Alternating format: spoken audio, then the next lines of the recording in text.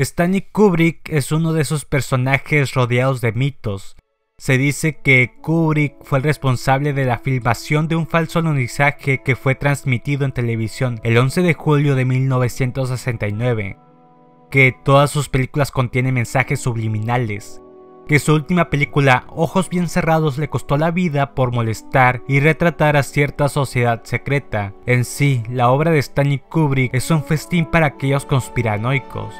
Pero quizá el misterio y la conspiración en la que sí estuvo envuelto Stanley Kubrick fue la desaparición de su primera película.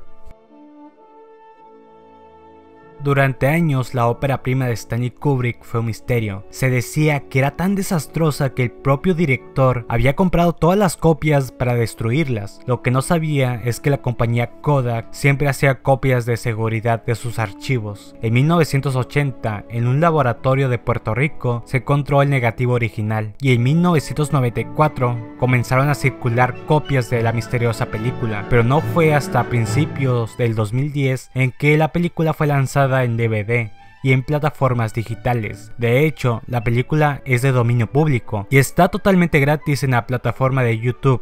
Sin duda, Stanley Kubrick debe de estar revolcándose en su tumba. La película fue realizada en 1952, inmediatamente después de terminar su último cortometraje. Para financiarla, pidió prestado $10,000 a su padre, que liquidó una póliza de seguros, y también fue ayudado por su tío, quien era un farmacéutico. Se trasladó a las montañas de San Gabriel en Los Ángeles para iniciar el rodaje, con un grupo de amigos y su esposa de ese entonces. Kubrick tenía 22 años. Miedo y Deseo nos narra las peripecias de un grupo de 4 soldados en las líneas enemigas en medio de una guerra ficticia. Tras estrellarse el avión en el que viajaban, los soldados tienen que cruzar un río que los lleva lejos del territorio enemigo, pero en su viaje se encuentran con otros soldados enemigos, lo que desencadena un enfrentamiento que no hace más que afectar psicológicamente a un miembro del grupo. Después se encuentran con una mujer que los descubre y ante el miedo de ser delatados la toman como rehén. Para infortunio de la joven, es custodiada por el soldado que está al borde de la locura, mientras que el resto del grupo se adentra en el territorio para armar una balsa. Aquí aparece la primera señal de que estamos viendo una película de Stanley Kubrick. Esto no va a terminar bien.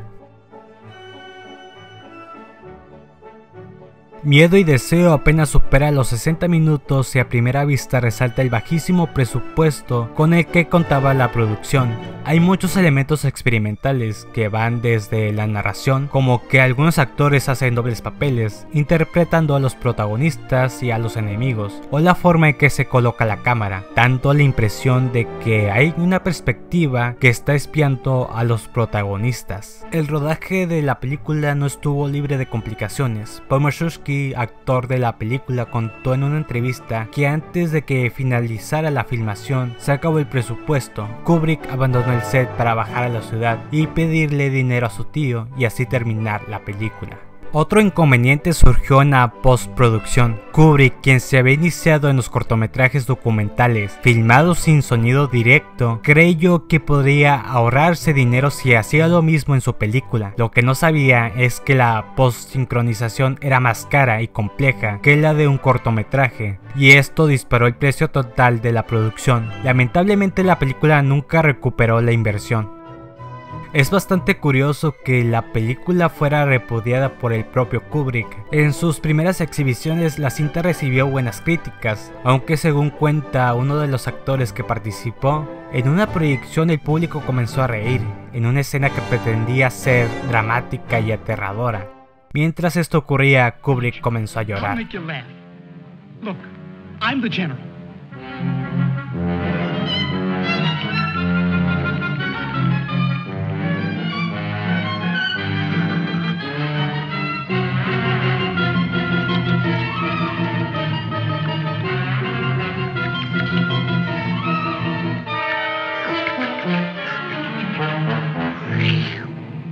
Hey, watch me.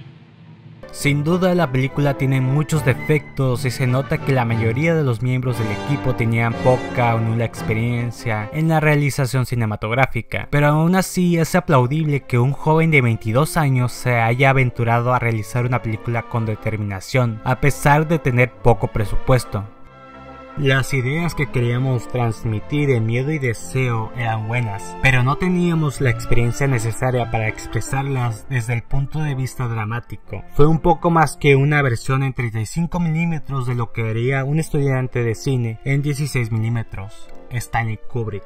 Quizá por la desilusión que representó su primera película, Stanley regresa a sus orígenes, el boxeo. Si bien la serie fotográfica dedicada al boxeador Walter Cartier representó su madurez como fotógrafo, y el cortometraje documental también centrado en la figura del boxeador, su paso al mundo del cine, quizá El beso del asesino representa de alguna manera el cierre de una trilogía conformada por esas obras. Incluso hay una secuencia en esta película que recuerdan a su primer cortometraje. Algo que también es interesante son las secuencias oníricas que de alguna manera recuerdan al final de 2001, una odisea del espacio. La película se centra en la historia de un boxeador que se ve envuelto en una intriga relacionada con una mujer y un mafioso. En tono de cine negro, con una tradicional historia de amor imposible, El beso del asesino es quizá el inicio del Kubrick virtuoso que todos conocemos. También hay que agregar que esta película contó con el doble de presupuesto que Miedo y Deseo. Esto se nota en pantalla, además de que también da la impresión de que Kubrick se siente más cómodo en los escenarios de la ciudad. Algo bastante curioso de la primera fase de Stanley Kubrick con Miedo y Deseo o El beso del asesino es que estos son los únicos largometrajes que no están basados en libros. Si siguen la filmografía de Kubrick sabrán que la mayor parte de su filmografía son adaptaciones, mientras que estas dos películas parten de ideas originales del propio Kubrick y que fueron guionizadas por un amigo del instituto. Quizá esto podría aplicarse también a 2001, pero esta película fue basada en un cuento. Como El beso del asesino era una producción totalmente independiente, Kubrick vivía a través de cheques de la oficina de desempleo. En Estados Unidos esta es una ayuda ofrecida para aquellas personas que no cuentan con un empleo estable. Prácticamente Kubrick era un indigente cuando estaba realizando esta película. Cuando la película se estrenó, recibió críticas relativamente buenas. En general se clasificó como la obra de un amateur con talento. El propio Kubrick definió esta película un poco por encima de Miedo y Deseo, además de que pudo venderla a un estudio y fue distribuida de manera internacional.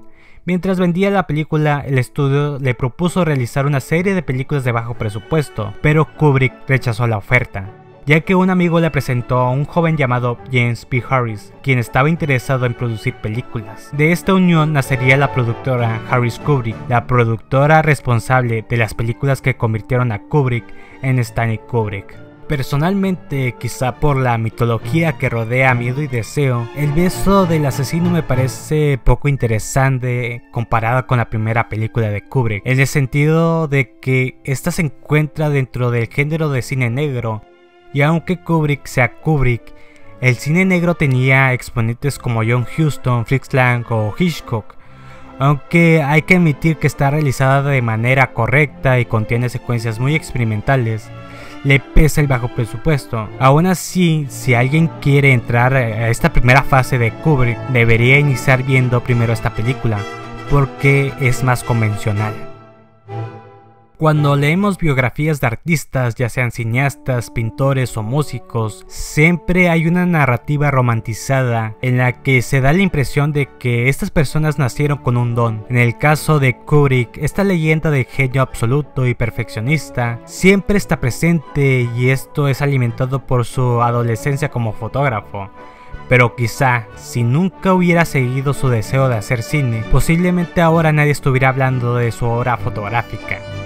Viendo sus primeros cortometrajes y sus primeras películas, nos enfrentamos a una dura verdad. Kubrick no nació siendo un prodigio del cine. Tuvo que cometer errores y enfrentarse a sus fracasos. Si se hubiese desanimado por las risas del público en su primera película, o tirado la toalla por la falta de dinero para terminar sus primeros filmes, quizá nunca hubiéramos tenido 2001, La naranja mecánica o El resplandor. Quizá en nuestros días glorificamos a Kubrick más por la técnica que por la verdadera raíz de su leyenda, su determinación. Y esta es la tercera parte que cierra esta serie dedicada a explorar la primera fase de Stanley Kubrick, en la que repasamos sus obras menos famosas. En un futuro hablaremos de lo que representó la unión Harris-Kubrick y de cómo esta afectó el resto de su filmografía. No olvide comentar, compartir y suscribirse. Nos vemos en el próximo video.